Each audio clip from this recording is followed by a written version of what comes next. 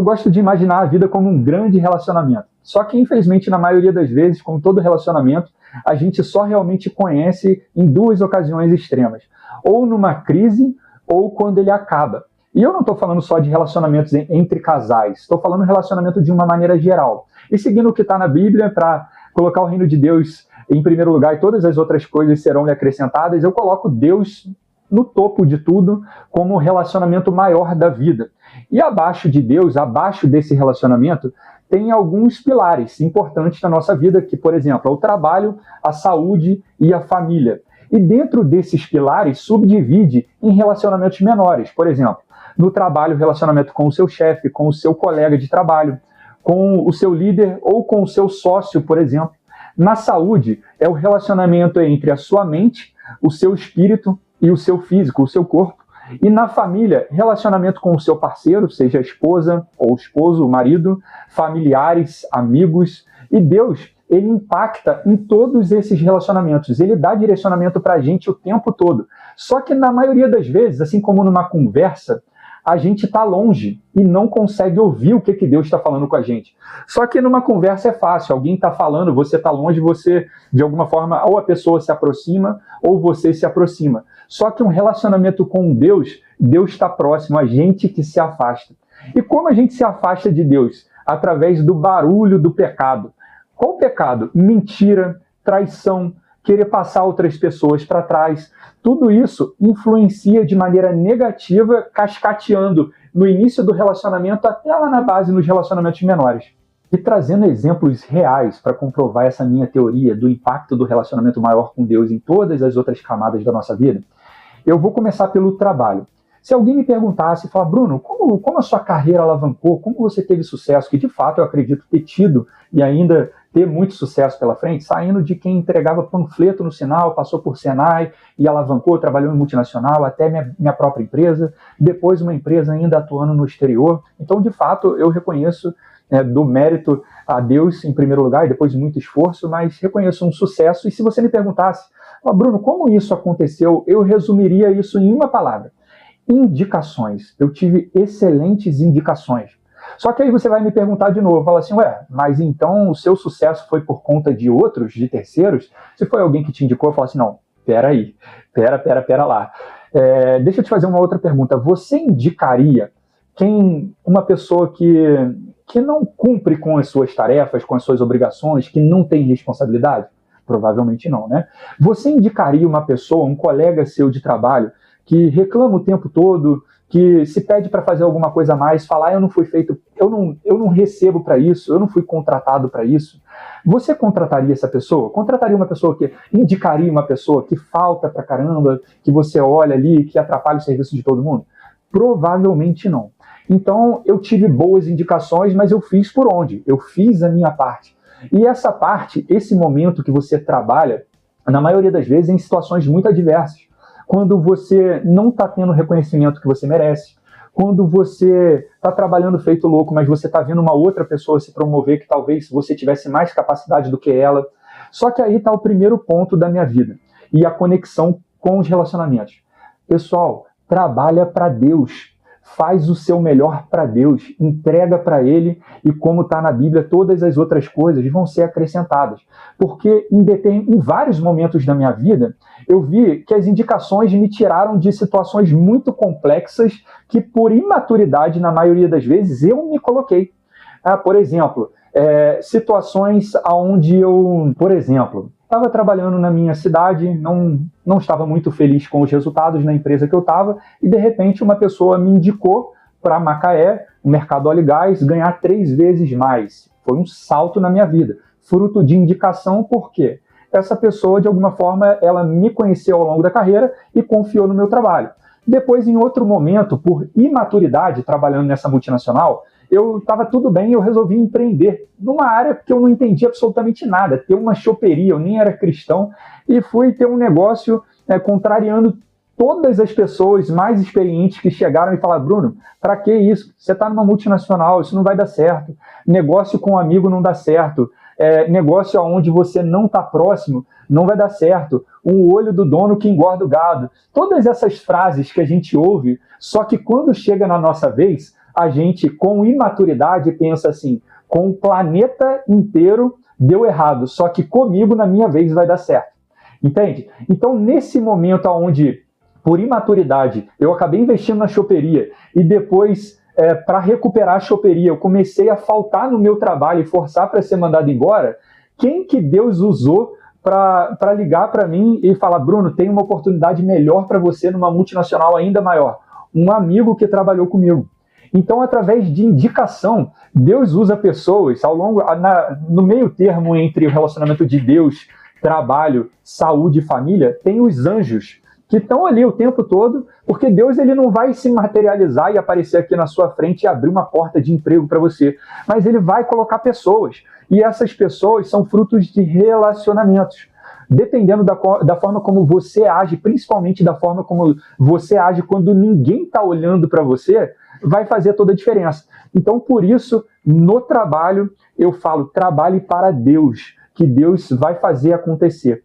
Um outro exemplo, quando resolvi empreender, eu não tinha ninguém para me abrir portas, né? E quando a gente resolve empreender, passa por um deserto muito grande, na maioria das vezes até acontecer o primeiro cliente. E essa pessoa me indicou novamente para prestação de serviço, e eu comecei a trabalhar. Só que esse cara falou para mim: Bruno, eu vou colocar sua empresa aqui dentro, sei que o seu negócio é bom, vai dar certo, só que eu não sei quando vai fechar. Você topa desenvolver um sistema aí, mas vai fechar, eu só não sei o momento. Eu falei: claro. Comecei a trabalhar 6 meses trabalhando, precisando daquele dinheiro, torcendo para fechar, e não fechava. E ouvindo ainda broncas, né, telefonemas bem abruptos de pessoas que estavam usando o sistema que nem sabia que eu não estava recebendo. Bruno, isso aqui não está funcionando, eu estou clicando, não está indo. E eu do outro lado da linha, passando um aperto cheio de conta para pagar e tendo que responder a pessoa com calma. Só que isso, seguindo o princípio de trabalhar para Deus, eu vi os resultados lá na frente. Por quê? Essa empresa fechou, e a empresa que prestava serviço para uma maior ainda, viu eles usando o sistema e acabou fechando um contrato grande, que era uma filial, e depois a matriz dessa própria empresa de São Paulo fechou um contrato muito maior. Então, tudo vai de você, do seu relacionamento com Deus, né? Se aproxima de Deus, trabalha para Deus, que tudo vai acontecer no tempo certo. E como Steve Jobs falava, você só consegue conectar os pontos olhando para o passado, ou seja, as coisas só fazem sentido depois que você passa por aquilo que na hora parece que está tudo errado, mas depois os pontos são conectados. Você vai entendendo por que não deu certo, por que não saiu o aumento naquele momento, porque Deus tinha alguma coisa muito maior para você. Então, esse é o meu conselho e aqui o meu exemplo em relação a relacionamento com Deus no trabalho. Dando exemplo agora sobre relacionamentos na saúde, entre o corpo, a mente e o espírito. Eu, num período muito difícil da minha vida, que eu estava empreendendo, uma outra vez tentando fazer acontecer, e depois veio a pandemia, foi um momento de muito estresse, porque o mercado que eu atuava simplesmente fechou as portas, era o ramo de festas, era uma loja de roupas de festa, e aquilo me causou um estresse muito grande.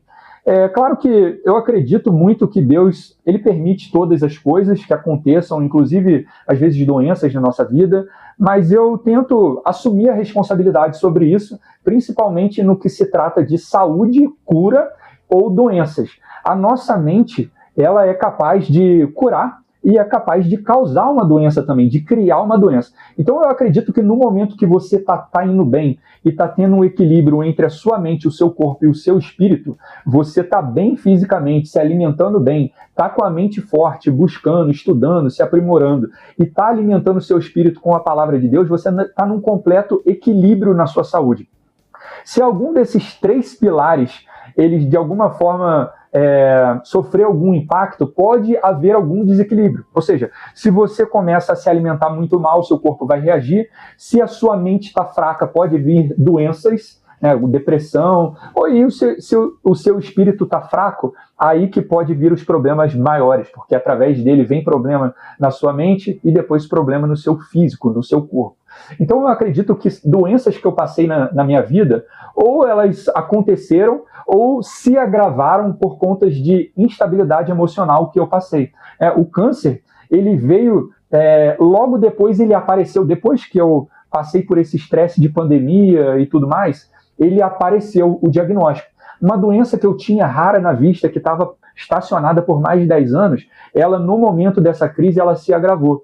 Então eu acredito sim que o relacionamento na saúde, com o seu corpo, a sua mente e o seu espírito, eles impactam, né, podendo ou curar ou criar doenças. E no pilar da família eu separo relacionamentos em 3 níveis. No terceiro nível, o relacionamento com familiares e amigos próximos. No intermediário, o relacionamento com os seus pais. E no topo, o relacionamento com o seu parceiro, com a sua parceira. Na minha humilde opinião, abaixo de Deus, a esposa é a decisão mais importante da vida do homem. Logo, você precisa estar muito alinhado com Deus, tanto para pedir ajuda para escolher o seu parceiro ou a sua parceira, quanto para manter o seu relacionamento. Nesse caso, quanto mais você buscar a Deus, mais Ele vai falar com você sobre a pessoa certa para a sua vida.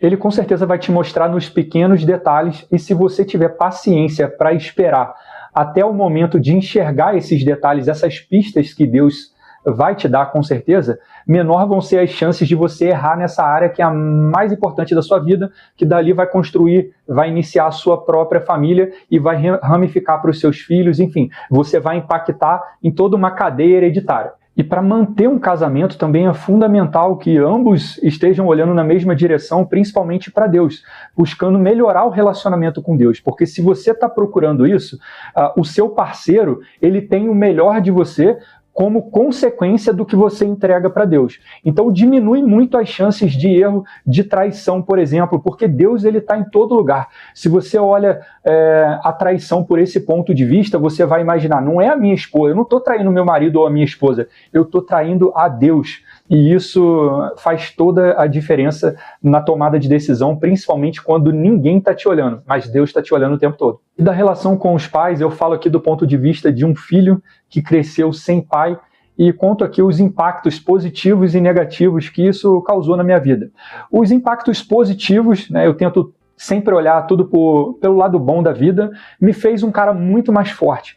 Crescer sem nenhuma estrutura, nenhum direcionamento, me fez ir para a vida cedo, buscar trabalhar, né, correr atrás do meu, sair de casa muito cedo. Então, de fato, me fez um cara muito mais forte. E os impactos negativos, eles também estão relacionados ao fato de eu ter ido para a vida cedo, né, ter metido a cara e ter buscado. Eu acabei errando, caindo e tive que me levantar muitas vezes. E geralmente quando você não tem uma estrutura por trás, quando você cai feio. Às vezes por falta de maturidade, de alguém para te dar um direcionamento, de falar, olha meu filho, não vai por aqui, aqui vai dar errado, isso aqui ó, você vai quebrar a cara, não investe nessa sociedade, ó, tá vendo essa esposa, essa mulher aqui, ela não é boa para você. E aqui tem um ponto importante, uma lição também para os pais do ponto de vista de um filho, se questione sobre o quanto você está entregando para o seu filho e está ajudando ele versus o quanto você está tornando ele fraco. Desafios moderados, eles são fundamentais na vida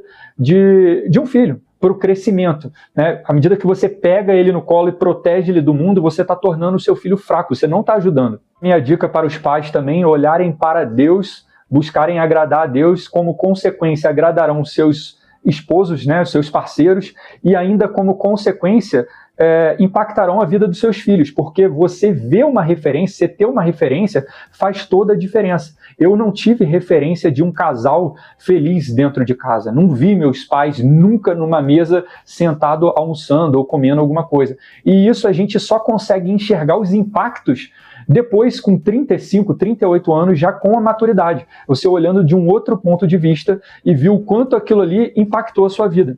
E pode impactar para o bem, caso o filho enxergue o lado positivo das coisas, como pode impactar para o mal. Se o filho se tornar rebelde, desvirtuar em relação aos caminhos corretos da vida. Então, realmente, quando você não dá um direcionamento, é como um barco que você não está pegando no leme,